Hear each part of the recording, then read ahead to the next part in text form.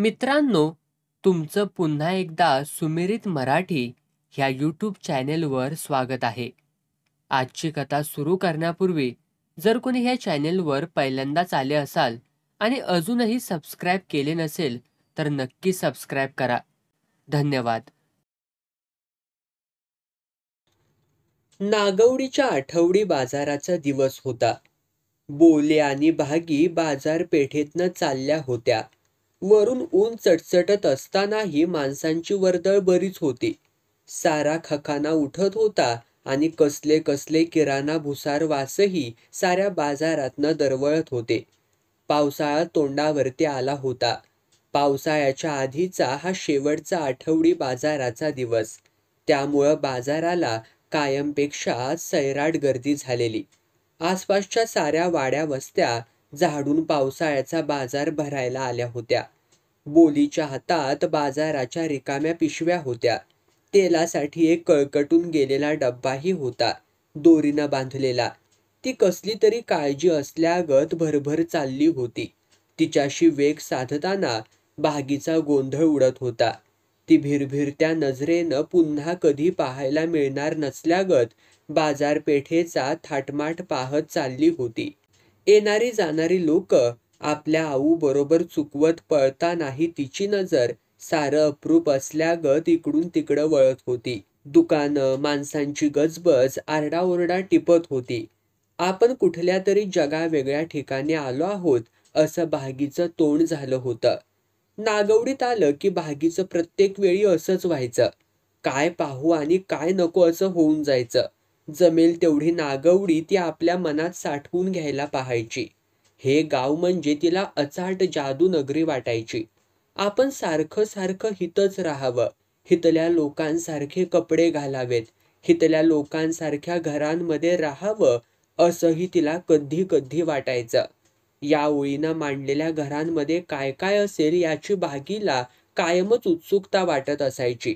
आणि या लोकांना एवढी मोठमोठी घरं कशाला लागतात, या घरांमध्ये ते लोक काय काय करतात, असले प्रश्नही तिला पडायचे.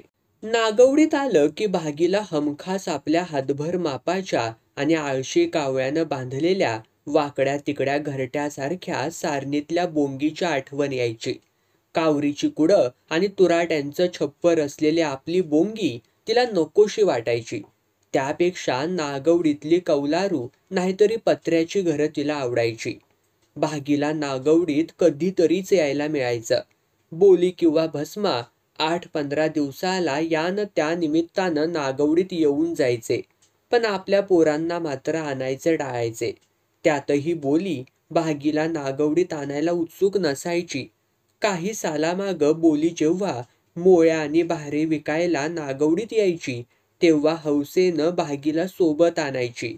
पण 4-2 सालामागं बोलीनं भस्मा भोप्याच्या घरात घरघुशी केली तेव्हापासून भागीच्या नागवडीत येण्यावर दोघांनी आळा आणला. खूपच गरज वाटली तरच बोली तिला स्वतःच्या बरोबर आणू लागली.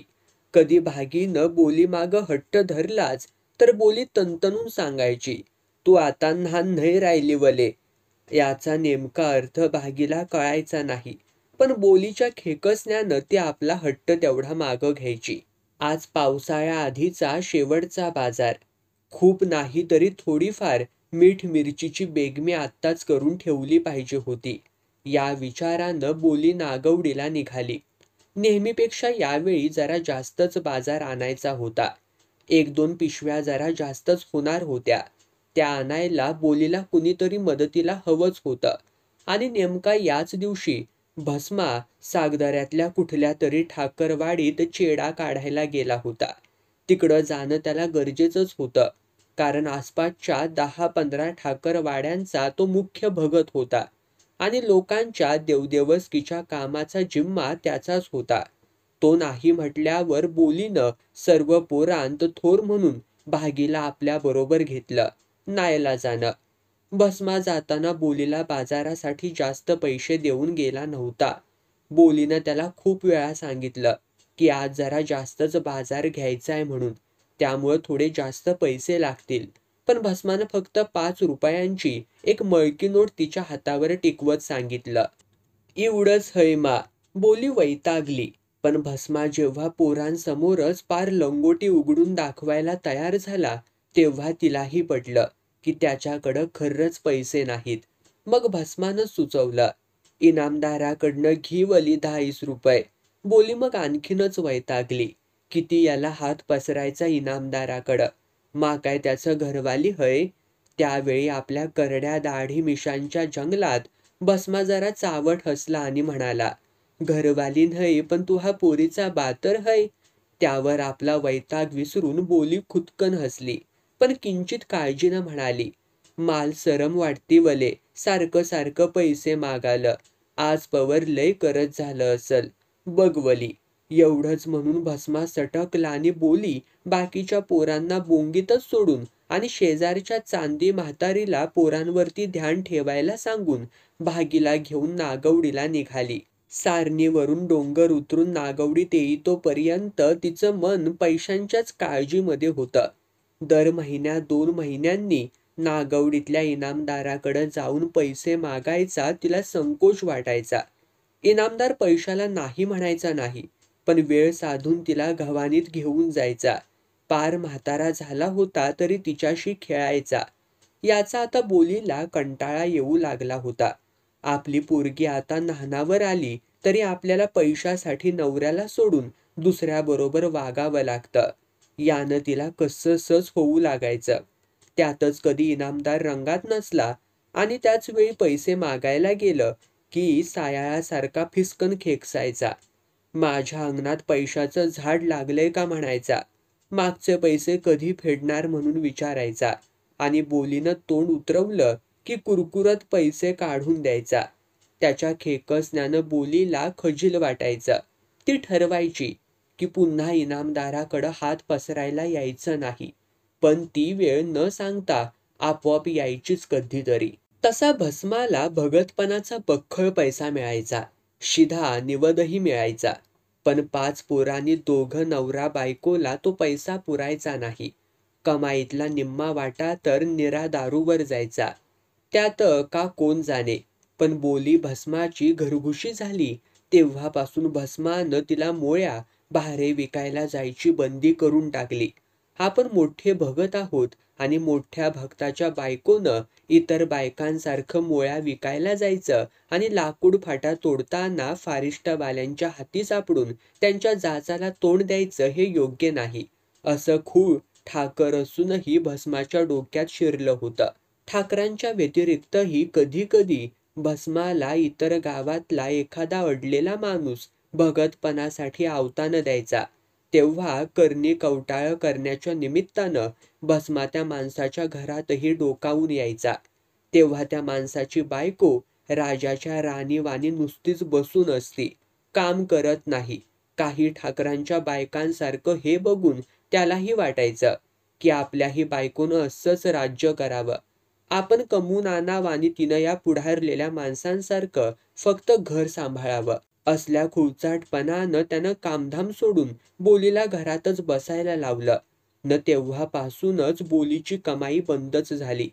पण भस्मा कधीतरी गप्पा गोष्टी करताना मिशांवरती ताव देत इतर ठाकरांना सुनवायचा की अख्ख्या ठाकर जमातीत स्वतःच्या ठाकरणीला बसून खाऊ घालणारा मी एकटा ठाकर हाय. इतर ठाकरही त्याच्या या गर्वाचं कौतुक करायचे. तशी भस्माची पहिली बायको मोळ्या भाऱ्यांचं सारं काम करायची. तिनं खूप वर्ष भस्माबरोबर संसार केला. दोघांना बरीच पोरंही झाली, पण त्यातलं एकही जगलं नाही. पोरं जन्मताच मरायची. लोक म्हणायचे भस्मा खैरी देवीला वश करून घेण्यासाठीच स्वतःच्या पोरांचा बळी देतोय. ही गोष्ट भस्माही नाकारायचा नाही. पण शेवटी भस्माची बायको फारिस्टवाल्या एका शिपायाचा हात धरून पळून गेली. कुठं गेली याचा आखरीपर्यंत पत्ता लागला नाही. त्यानंतर 2-4 सालांनी एक नवरा आणि 3 पोरं असलेल्या बोलीचा भस्मावरती जीव बसला आणि ती नवऱ्याला सोडून आणि आपल्या पोरांना घेऊन भस्माची घरगुशी झाली. मग भस्मापासूनही तिला 2 पोरं झाली, पण अजूनपर्यंत दोघांनी लगीन केलेलं नाही. पुरेसा पैसा जमल्यावरती लगीन करू असं दोघांनी ठरवलंय, पण अजून पुरेसा पैसाच जमत नाही. आधीच बोलीच्या आधीच्या नवऱ्याला द्याज दिल्यामुळं 100-125ला भस्मा कर्जात आहे. ते कर्जच फिटत नाही. त्यातच दरवर्षी त्याला बोलीच्या घरघुशीपणाची जात पंचायतीला 5-10 रुपयांची राखोळी द्यावी लागते. नेहमीच्या खर्चांनी पैसा शिलकीलाच पडत नाही. बोलीला इनामदारापासून झालेली भागी, मग तिच्या दुसऱ्या नवऱ्यापासून झालेली 2 पोरं आणि स्वतःपासून झालेली 2 पोरं यांची तोंडं भरता भरता त्याचं उत्पन्न मेटाकुटीला येतं. त्यात बोलीशी लगीन कधी करणार ते आपलं तसंच रेंगाळत पडलंय. पण संसार मात्र चालू आहे. ए बोले, ठाकरी हेलातली हाक रस्त्यावरच्या वर्दळीतनं ऐकू आली तशी बोली थांबली. भागीचेही पाय अडखळले. धामणीची रई ठाकरीन रस्त्यापल्याडून हाक मारत होती. तिच्याबरोबर तिचा नवरा आणि थोरला पोरगाही दिसत होता. रई आपल्या दातांच्या काळ्या चिरा दाखवून हसतच बोलीजवळ आली. पाठोपाठ तिचा नवरा आणि पोरगाही आला. रई तशी लागायला भस्माची मावस बहीण लागत होती आणि आता त्याची घरघुशी म्हणून बोलीची नणंद लागत होती. पण तसा जास्त संबंध नव्हता. झाल्यास तर नागवडीत भेटीगाठी व्हायच्या कधीमधी. 2-4 शब्द व्हायचे आणि कधी काही कुठल्या ठाकरीवाडीत एखादा सणसमारंभ झाला तर चुकार भेटी व्हायच्या. तेवढंच काय ते. नागवडीच्या पंचक्रोशीतल्या साऱ्याच ठाकरांच्या एकमेकांच्या भेटीगाठींचा नागवडी हाच अड्डा होता. त्यातही घासगवताचे बहारे घेऊन येणाऱ्या ठाकरणी आणि आलेच त्यांच्याबरोबर त्यांचे नवरे तर एकमेकांच्या नागवडीच्या चावडी शेजारी भरणाऱ्या घास बाजारामध्ये भेटी व्हायच्या. तिथं ख्याली खुशाली विचारली जायची. बोलीनं मोळ्या बहाऱ्यांचा धंदा बंद केला तेव्हापासून मात्र तिचा घास बाजाराशी संबंध तुटला. त्यामुळं इतर ठाकरवाड्यांतल्या माणसांशी तिचा संपर्कही कमी झाला. ती कधी बाजार न्यायला आली तरच क्वचित कुणाची तरी भेट व्हायची. 4-2 गप्पा व्हायच्या, तेवढंच. त्यामुळं रईची आणि तिची गाठ तशी खूप दिवसांनी पडत होती. त्यात सारणी नागवडीच्या उजवीकडच्या डोंगरात तर धामणी डावीकडच्या डोंगरात होती. एवढी डोंगरं ओलांडत 2 टोकांचं अंतर पार करून एकमेकींना भेटायला जावं अशीही काही दोघीत खास आपुलकी नव्हतीच. कायक दिवसांनी भेटलो मा, रई बोलीच्या खांद्याला हात लावून म्हणाली. हा, बोलीनं मान हलवली. तुझा घरवाल्याक धामणीला पाठवून दी एकदा. का? माह्या घरावर कोणतरी भुताली काढली वली. माह्या बकरीला दूध येईना. कायतरी बनबस करतल माझा भाव. हा हा. अचानक रईचं भागीकडं लक्ष गेलं आणि एखादी नवलपरी दिसावी तसं रईनं विचारलं. ही कोण? बोली हसली, म्हणाली. माही लेक हा. हा, रईला आठवलं. भागी? हा, किती मोठा व्हैल हय. रईच्या डोळ्यातलं आश्चर्य अजून संपलं नव्हतं. लगीन धरला हिनं? ना अजून. रईचे डोळे आणखीनच चमकले. तिनं वळून एकदा आपल्या नवऱ्याकडं आणि एकदा पोराकडं पाहिलं. दोघांचेही डोळे भागीवरच खिळलेले होते. नुकत्याच मिशा फुटलेलं पोरगं तर श्वास थांबवूनच भागीकडं पाहत होतं. भागी मात्र मज्जेनं आसपासची बाजारपेठ पाहत होती. सोन्याचं तुकडं असामा. रईला भागीबद्दल वाटणारं कौतुक मनात थोपवून धरवेना. ठाकरन नाहाच अशी. कौतुक ऐकून बोलीची छाती गर्वानं उभारली. माह्यावला ह्यो पोरगा हय. रई आपल्या पोराकडं हात उडवत म्हणाली. आम्हाला बसायला जागा मिळल का? रई भक्कन बोलून गेली. बोलीला एकदम धक्काच बसला. आपले टपोरे डोळे वटारल्यासारखे करून ती आळीपाळीनं तिघांकडंच बघत राहिली. तर प्रत्यक्ष रईच्या नवऱ्याची आणि पोराची अवस्थाही तीच होती. त्यांना रईचं बोलणं अकल्पित होतं. पोराचं तोंड तर चिमट्यात आवळल्यागत झालं. त्यानं भागीला बघायचं सोडून मान खाली घातली. बोलीनं मात्र पोरगं न्याहाळलं. दिसायला एकदम छपरी, सावळं, पट्टेरी पायजम आणि ढगळ बंडी घातलेली अंगावर. बुजगावनं वाटत होतं आणि तुकतुकीत चामड्यानं हाडकं आवळून धरलेली. उंदरानं कुरतडल्यासारख्या मिशा. मग बोलीनं आपल्या पोरीवरती नजर टाकली. धम्म तांबूस, सडसडीत देहाची भागी, नुकत्या उमलू लागलेल्या वयाची, कोवळी, नितळ, स्वच्छ डोळ्यांची. त्यात लांब सडक केसांत तिनं लिंबाऱ्याच्या मोहाराचा तुरा खवलेला. बाजाराला यायचं म्हणून नवी चोळी, नवं लुगडं आणि नवं आलवण घातलेलं. चोळी आणि लुगड्याच्या मधलं गोरं पान लुसलुशीत पोट आणि लुगड्याच्या खालच्या कमानदार पोटऱ्याही कुणाच्याही नजरेला विचलित करतील अशाच होत्या. सारी बाजारपेठ पुन्हा पुन्हा वळून आपल्या या लेकीला न्याहाळते याची जाणीव अनुभवी बोलीच्या मनाला होती. कुणा राजाच्या लेकालाच शोभावं असं आपल्या ह्या पोरीचं रुपडं आहे. साऱ्या ठाकरातच भागीसारखी ठाकरीण नाही याचा अभिमान वाटायचा बोलीला. बहुतेक ठाकरणी काळ्या बेंदाड, वातड, रापलेल्या, कष्टानं झिजलेल्या असलाच तर एखादीतच जंगलाचा ठसका सापडणार. तो स्वतः बोलीत होता.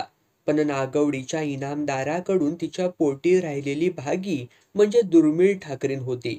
इनामदाराचंच खानदानी रंगरूप घेऊन जन्मलेली अशी गौरवर्णी ठाकरीण सापडणं अवघडच आणि त्याचाच बोलीला अभिमान होता.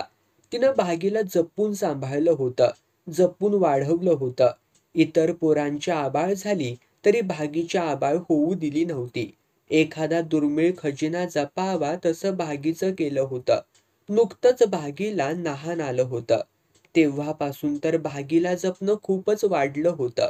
आपल्या पोरीकडं सारेच पुरुष लाळ घोटत पाहतात याची बोलीला जाण होती. नागवडीतले लोक तर भागीकडं चिरफाळत्या नजरेनं पाहत राहतात हेही तिला कळत होतं. त्यामुळेच ती भागीला नागवडीत आणायला सहसा तयार नसे. कुणीही उठावाने ठाकरणी अंगाशी धरावी अशी अवस्था होती. त्यात आपल्या पोटी जन्मलेल्या या रानफुलाचा चोळामोळा व्हायला वेळ लागणार नाही आणि आपण काहीच करू शकणार नाही हे बोली ओळखून होती. त्यामुळेच भागीला जपणं आणि अशा या आपल्या लेकीसाठी रईनं आपल्या किडमिड्या पोरासाठी मागणी घालावी. बसायला जागा मिळेल का म्हणून विचारावं. बोलीला राग आला, पण तो जातीचा आब राखून आतल्यात दाब देत ती म्हणाली, तुमले द्याच परवरायचा नहा. कय 10 याला 100 रुपये. अबा, रईचं तोंडच वाचलं. आक्क ठाकर जातीत कोण देईल तरी काय एवढं द्याच. बोली हसली फक्त. तिला माहीत होतं रईच्या घरचं तसं बरं आहे. धामणीच्या डोंगरात त्यांची नाचणी, वरीतुरीची 1-2 वावरं आहेत. गाई गुरं पण आहेत घरी. पण एकदम 1000 रुपये द्याच त्यांना काही परवडणार नाही. त्यामुळं आपल्या या नाजूक पोरीसाठी मागणं घेऊन आलेली बैदा आपोआप टळेल. आम्ही 500 रुपये देऊ, रई म्हणाली. नहा. बोलीनं मान हलवल्याने हसतच भागीला घेऊन पुढं निघाली. रई तोंडातल्या तोंडात काहीतरी पुटपुटत आपल्या वाटेला लागली. तिच्या पोराचं तोंड तर पार आंबट झालेलं. इनामदाराचा वाडा म्हणजे किल्लाच होता एक. पाहणाऱ्याची छाती दडपून जावी असा. बोल्या आणि भागी त्या वाड्याच्या जोत्याखाली आल्या. भागीला तिथंच थांबून बोली पुढं झाली आणि वाड्याच्या 1-2 पायऱ्या चढून पुढं झाली. तिथूनच तिनं आतला अंदाज घेतला. आत तिला सारा अंधार जाणवला आणि कभिन्न शांतता. नागवडीच्या साऱ्या वर्दळीपासून दूर असलेला हा वाडा. बोलीची छाती धडधडू लागली. कोरड्या पडलेल्या ओठांवर जीभ फिरवत तिनं हेलाची हाळी दिली. इनामदार सरदार. आपली हाक 2-4 पायऱ्या वर असलेल्या दारापर्यंतच पोहोचली नसावी असं तिलाच वाटलं. म्हणून थोडा आवाज वाढवून तिनं पुन्हा हिमतीनं तशीच हळी दिली. तसा आतल्या गार अंधारातून भल्या थोरल्या कुत्र्याच्या भुंकण्याचा आवाज आला. सवयीचं असूनही बिचकून बोली 1 पायरी मागं सरकली. थोडा वेळ कुत्र्याचं भुंकणं दणाणत राहिलं. मग ते बंद झालं आणि खूप खोलातून यावा तसा आवाज आला. कोण आहे? मा बोली ठाकरीन हा. पुन्हा काही वेळ गेला आणि अचानक अंधारातून वाड्याच्या दारात एक धिप्पाड राजबिंड पोरगं अवतीर्ण झालं. बोली आणखी 1 पायरी मागं सरकली. लाचार हसली. सवयीचं असल्यागत बोलीला पाहून ते पोरगं हसलं. तू आहेस होय, काय काम आहे? इनामदार. हां, थांब, पाठवतो त्यांना. आणि पुन्हा आत वळता वळताच त्याची नजर जोत्याखाली उभ्या असलेल्या भागीवर पडली. तो गचका बसल्यागत थांबलाच एकदम. भागीचं रुपडं पाहून त्याची नजर थक्क झाली. तो एकटक तिच्याकडंच पाहत राहिला. बोलीला त्याच्या नजरेत वळवळणारी वासना चटकन जाणवली. ती पुन्हा लाचार हसून घाईघाईनं म्हणाली, "माही लेक हय." असं तिच्यावरची नजर न काढता ते राजबिंड पोरगं म्हणालं. बोलीला त्याचं तसं पाहणं खटकलं. तिला सांगावंसं वाटलं, "अरे ती तुझी बहीणच आहे. मला तुझ्या बापापासून झालेली. तुझ्यासारखीच दिसते की जवळ. तुला ओळखू येत नाही का? तू अशा नजरेनं तिच्याकडं बघू नकोस." पण ती हे बोलू शकली नाही. फक्त अवघडून उभी राहिली. जोत्याखाली भागीही त्याची नजर सहन न होऊन मान झुकून घामेजल्या अंगानं तळपत ऊन झेलत राहिली. "इनामदार!" बोलीच्या तोंडून शब्द निसटले. तसं ते पोरगं भानावर येऊन इच्छा नसल्यागत भागीवरची नजर काढून पुन्हा आतल्या अंधारात गडप झालं. दोघीही पुन्हा अवघडून उभ्या राहिल्या. बोली मनात विचार करत राहिली. भागीला पाहून इनामदाराला काय वाटेल? आपली लेक एवढी मोठी झाल्याचं कौतुक वाटेल का? एकदा इनामदार भागी लहान असताना बोलीला म्हणाला होता, "हिला नागवडीत आणत जाऊ नकोस." तेव्हापासून आपण खूपच गरज पडल्याशिवाय तिला नागवडीत आणायचं बंद केलं. पण आज त्याच वेळी एखाद्या म्हाताऱ्या पहाडासारखा इनामदार दारात येऊन उभा राहिला. गोरा पान, भव्य मलमली धोतर, झब्बा घातलेला, दाट पांढऱ्या मिशांचा, टक्कल पडलेला, वय वाढलेला, तरीही देखना. हेच देखणे पण भागीनं सही उचललेलं. त्याला समोर पाहून बोली दबकली, लाचार हसली. "काय ग?" घरघरीत आवाजात इनामदारानं धमकावल्यागत विचारलं. "पाऊस काल्याचा बाजार भरचा हय." आणि एकदम तिची जीभ अडखळली. "पैसे हवेत?" इनामदार दिलखुलास हसला. बोलीनं मान झुकवली. इनामदाराचं लक्ष भागीकडं गेलं आणि भुवया विस्फारून तो तिच्याकडं पाहू लागला. बराच वेळ इनामदार काही बोलेना म्हणून बोलीनं वर पाहिलं तर इनामदाराची नजर भागीत गुंतलेली. "ही भागी," ती थरथरत्या आवाजात म्हणाली. "मी ओळखलं." दणदणून हसत इनामदार म्हणाला. भागीला आपण हिता आणल्याचा इनामदाराला राग आला नाही याचं बोलीला बरं वाटलं. भागीवरची नजर न काढता त्यानं विचारलं, "किती पैसे हवेत?" "100 रुपये." बोलीला वाटलं, नेहमीप्रमाणे एवढे कशाला म्हणून विचारेल इनामदार. पण तसं काही झालं नाही. उलट मिशांवरती ताव देत इनामदार बोलीकडं नजर वळवत म्हणाला, "मागची किती बाकी आहे तुझ्याकडं?" बोली गरीब हसली. "बरं असू दे, हिला पाठव घावानीत." इनामदारानं भागीकडं इशारा केला आणि सारा वाडाच आपल्या अंगावर कोसळत असल्यागत बोली हादरून गेली. फाटल्या नजरेनं इनामदाराकडं पाहत राहिली. छातीत तडतडलं काहीतरी. ही तुमावली लेक हय." सारं बळ एकवटून शब्द गोळा करत बोली म्हणाली. इनामदार क्षणभर गप्प झाला, पण लगेच सावरल्यागत म्हणाला, "कितीही केलं तरी शेवटी ती ठाकरीनच आहे. आज तू नको, तिला पाठव." प्रचंड हादरली बोली. कुठून भागीला हितं घेऊन आलो असं तिला झालं. घाबरली सुद्धा ती. थरथरत बचाव करायचा असल्यागत म्हणाली, "अजून लहान ती." इनामदार रंगेल हसला. "लहान? अगं चहू अंगांनी चांगली फुलले की ती." बोलीला काय बोलावं तेच सुचेना. या अनपेक्षित आणि अकल्पित संकटानं ती गांगरून गेली. आता यातनं काही केलं तरी सुटका नाही असं तिला वाटलं. ती खचली, पण दुसऱ्याच क्षणी एक विचार तिच्या डोक्यात चमकला आणि ती पटकन तरीही अडखळत म्हणाली, "ता नामनीन हय 4 दिसाची." इनामदाराचं तोंड वाकडं झालं. किळस वाटल्यागत तोंड करत तो नाराज आवाजात म्हणाला, "मग आत्ताच कशाला आणलंस माझ्याकडं हिला?" बोली काही बोलली नाही, पण आपण खोटं बोललो ते लागू पडल्याचं पाहून तिला सुटल्यासारखं वाटलं. "बरं चल, तू ये घवानीत, देतो पैसे. पण लक्षात ठेव, पुढच्या आठवड्यात हिला घेऊन ये इथं." अशीच सजून नेहमी हिरिरीनं इनामदाराच्या घवानीकडं जाणारी बोली आज मात्र पायाचे दगड झाल्यागत तिकडं निघाली. इनामदार वाड्यात गायब झाला. गव्हाण वाड्याच्या मागं होती. बोली संपूर्ण वाड्याला वळसा घालून बाहेरूनच तिकडं निघाली. जाताना भागीला तिनं "हयच थांब" असं सांगितलं आणि निघून गेली. भागी बावचळल्यासारखी जोत्याशी ओठंगून उभी राहिली. बेचैनपणे आपली आऊ गेल्याच्या दिशेला पाहत राहिली. ऊन तिला भाजत राहिलं.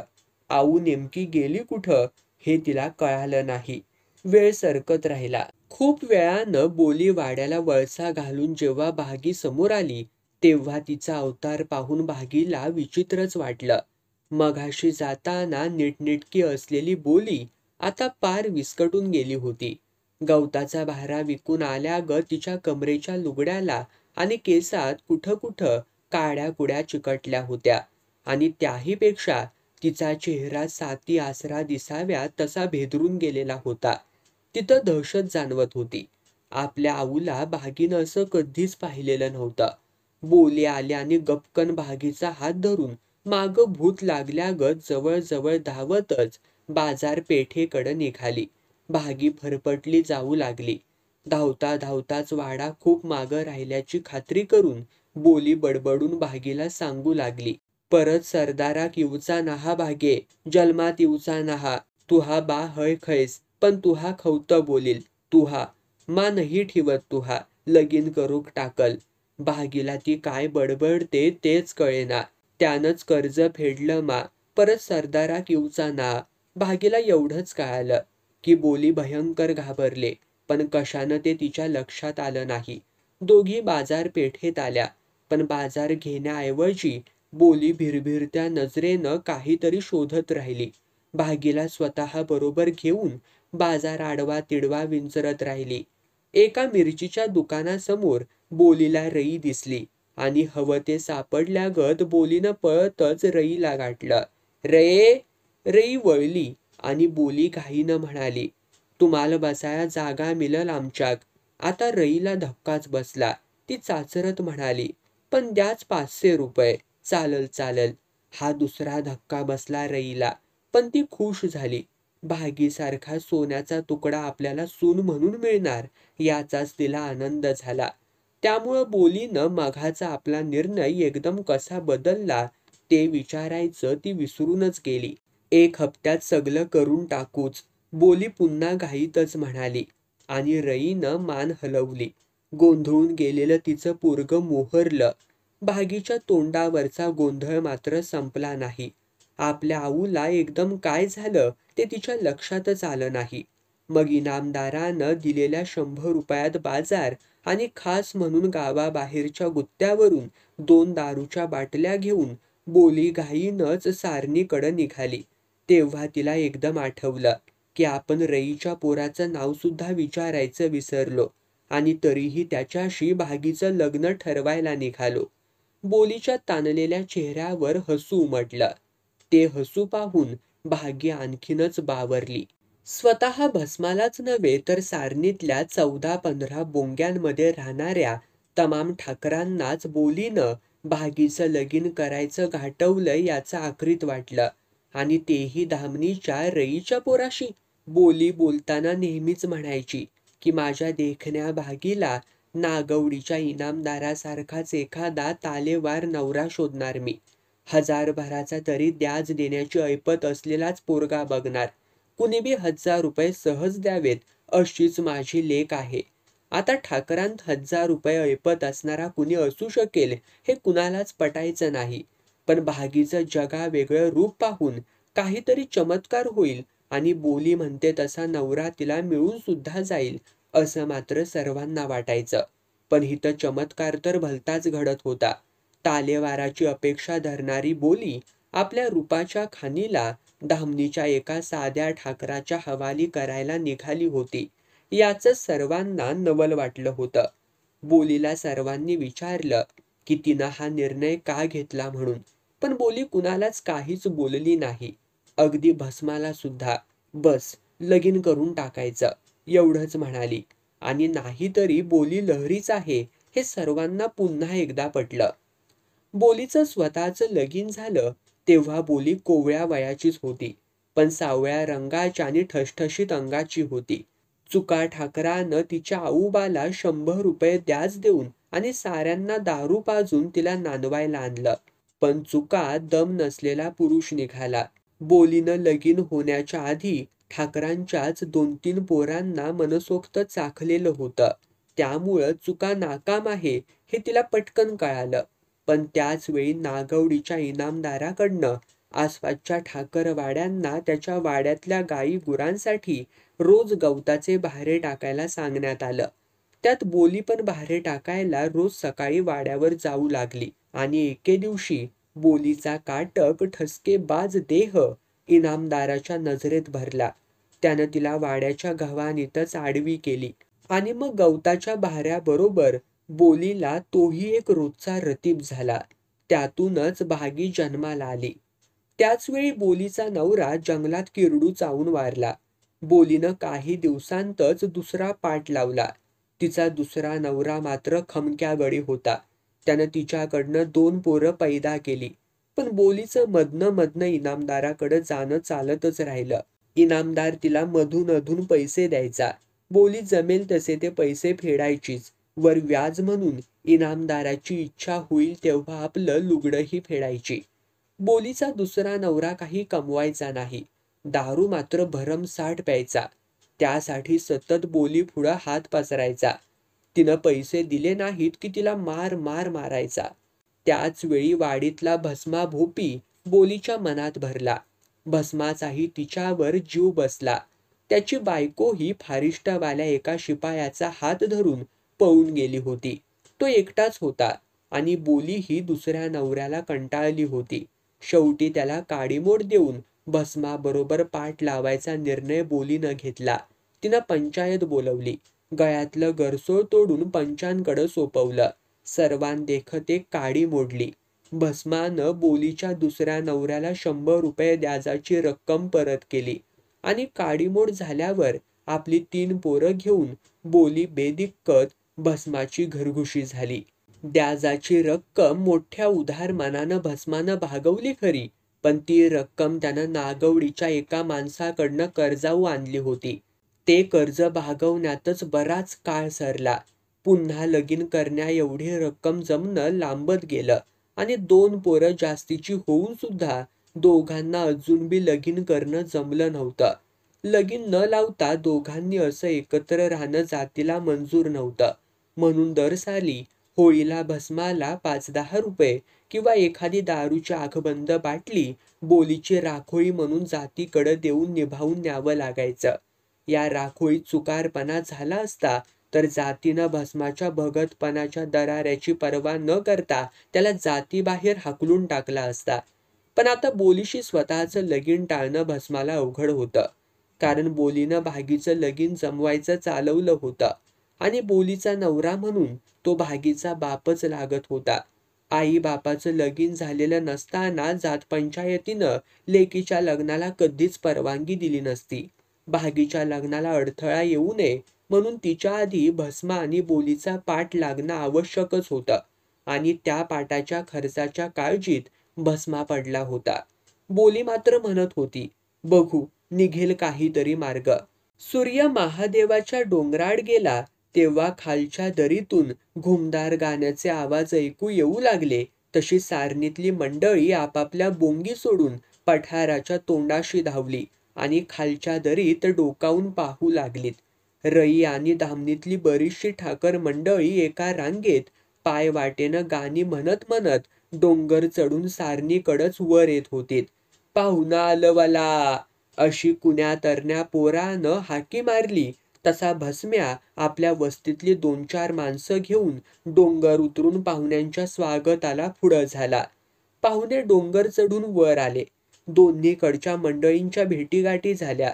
ख्याली खुशाली विचारून झाली. कुणीतरी हळूच रईच्या नवऱ्याला विचारलं, वाढीचं पाणी आणलं मा?